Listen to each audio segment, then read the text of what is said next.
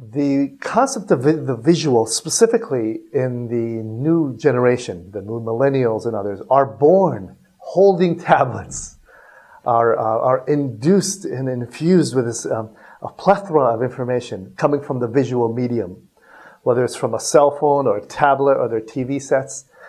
So children in the newer generation are growing up in that medium. And what it is creating these neural pathways in their brains, shooting off these endorphins and dopamine that will produce pleasure sensors in the brain, causing them to have more and more need for that.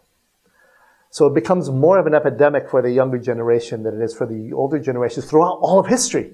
So the visual becomes a very powerful part of who we are as a culture and how we're going to engage these people. For example, the National Center for Biotechnology has estimated that the average adult today has an attention span of about 8 seconds.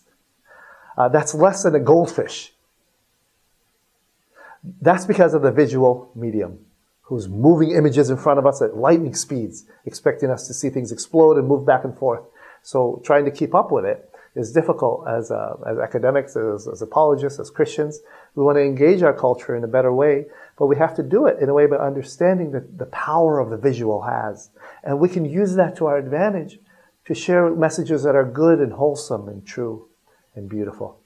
For example, the National Education Association revealed in a study that Western civilization, which is the prime progenitor of these, in addition to some, probably India, which produces more videos than any others, has said that the power of the medium, of the visual, is so overwhelming to many that it has become the primary way of communication for the newer generations. And if we don't take advantage of that, I think we're missing out on a lot.